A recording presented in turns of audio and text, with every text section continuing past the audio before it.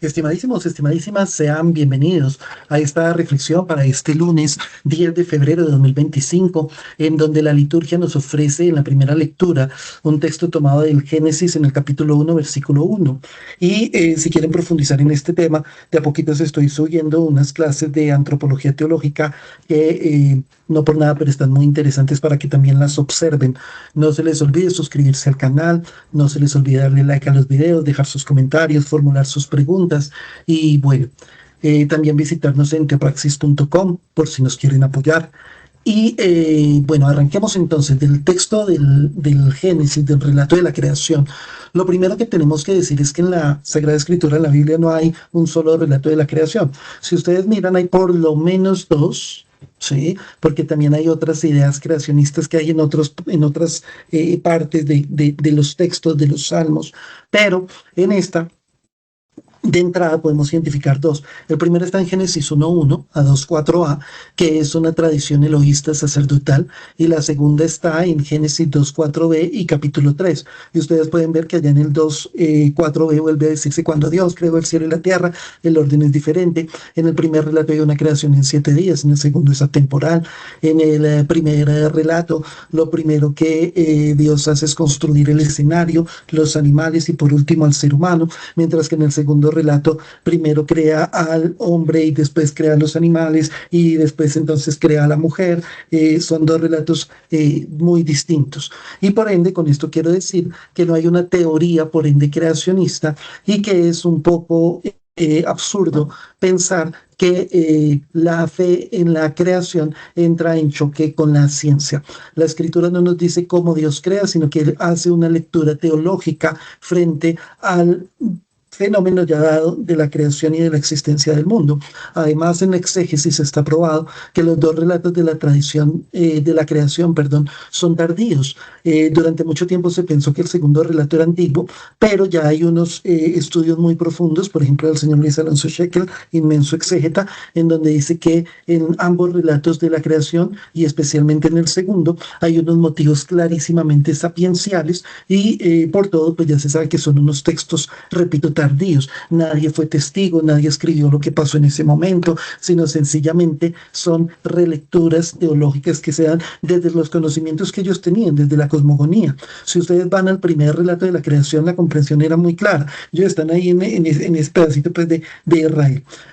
¿Qué tenían arriba? Pues cuando llueve, entonces arriba tiene que haber agua. ¿Y por qué no llueve todo el tiempo? Pues porque hay una compuerta que se abre cuando llueve y se cierra cuando deja de llover. Y allá al frente, ¿qué hay? Agua. Ah, ok, entonces hay agua arriba y hay agua abajo. Y resulta que en las aguas de abajo, allá está el mar. ¿Cierto? Aquí está la tierra, entonces ustedes miren que esa es la creación, separó las aguas de arriba de las aguas de abajo y en medio colocó el firmamento, separó lo mojado de la tierra seca y entonces listo, y salieron los animales del agua, por eso el mismo día están los peces y las aves, ¿cierto? Entonces era la cosmogonía de la época. Pensar que los que estaban escribiendo conocían de la existencia siquiera de los continentes, pues es completamente absurdo. Ahora bien, cuando nosotros entramos en el texto, dice que la sección que nos corresponde pues hoy, dice, Bereshit Elohim bara, en el principio creó Dios. Y ese bara es hermosísimo, porque el verbo crear en primer lugar en la Biblia solo le pertenece a Dios. Pero hay algo más profundo, y es que el crear no es solo llamar a la existencia, es llamar a la existencia, proteger, cuidar, desarrollar, recrear y planificar la existencia.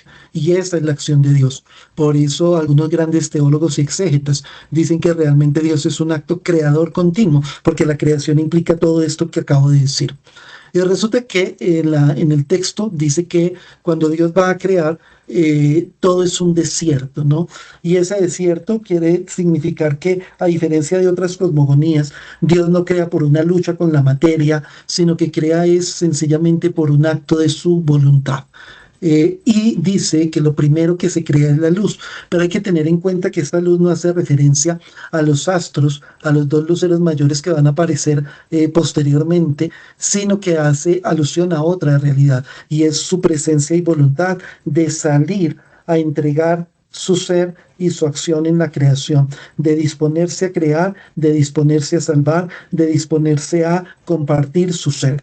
Y desde allí viene que dejarnos encontrar por Él, porque Él nunca se va y nunca deja de buscarnos, es estar en la luz y ocultarse de Él, encerrarse a Él, ¿cierto? Negarse a la posibilidad del encuentro es vivir en la oscuridad. Entonces, desde allí, pues nosotros descubramos que vivir en la experiencia de Dios, que es la experiencia de la filiación y del amor, es lo que nos permite realmente vivir y desarrollar la vida. Hay otro elemento que quería decir que es muy interesante y que a mí me gusta señalarlo. En la teología medieval, Santo Tomás decía que Dios no crea por necesidad, porque si necesitase de la creación, entonces sería una manifestación de imperfección. Pero resulta que hay, visto desde otra perspectiva, quiero señalar lo siguiente: Dios es bondad, es decir, tiene una estructura y un ser que es valioso por sí mismo y que es capaz justamente de comunicar vida, sostener la vida, desarrollar la vida, proteger la vida y entregarle a la creación todo lo que necesita, no solo para existir, sino para evolucionar y desarrollar su propia existencia. Y desde ese punto de vista, como Dios es bondad, necesita comunicar su ser. Dios, como bondad, es amante al mismo tiempo y por ende necesita salir de sí y entregarse a otro. Y desde ese punto de vista, la creación sí es necesaria para Dios. Ahora bien, en el Evangelio de Marcos, en el capítulo 6, versículos 53 al 55, se nos señala un texto que tiene una riqueza importante.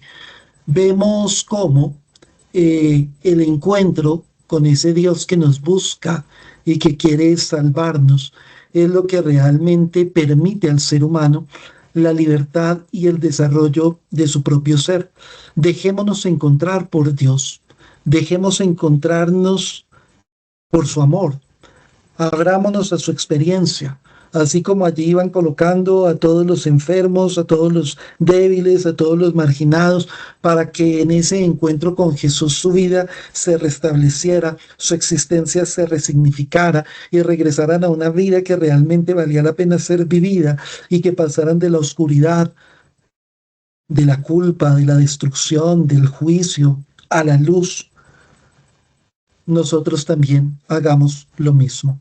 Gracias por observar el video. No se les olvide suscribirse entonces al canal y dejarnos sus comentarios. Dios les sigue bendiciendo. Muchas gracias.